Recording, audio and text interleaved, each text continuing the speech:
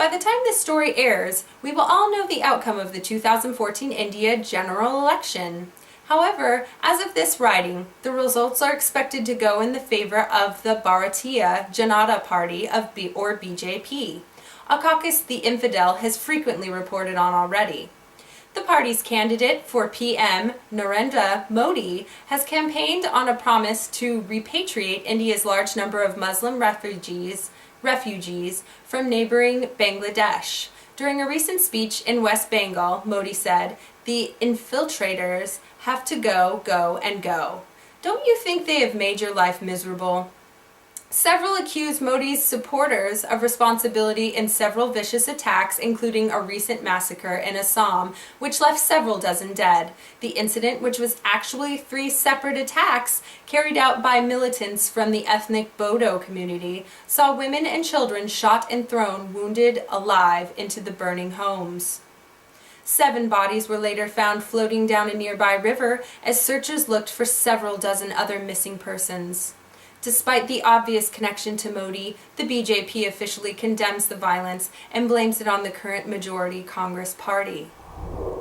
Violence against Pakistan's minority population is on the rise, with March being the most violent month against Hindus in that country in 2 decades.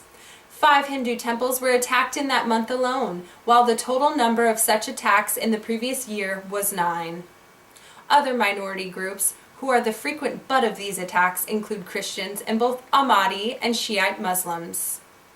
The U.S. Commission on Religious Freedom reports that conditions for minorities in Pakistan have hit an all-time low and accuses the government of failing to arrest those who harass the victimized factions.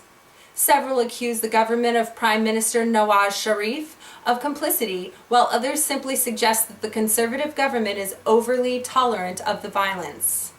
I.A. Rahman, a campaigner for human rights, has been quoted saying, "The militant group work with impunity as they enjoy support from the state functionaries. They cannot work without some level of support."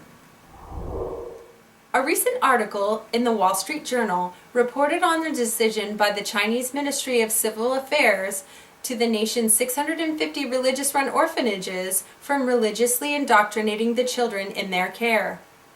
According to the article, orphans are among the world's most vulnerable children, facing threats from human trafficking to neglect to sexual abuse. They are also occasionally seen as ripe targets for conversion by religious groups. In the statement, the government also promises to assist the orphanages by assuring that they have stable funding and a stable group of employees.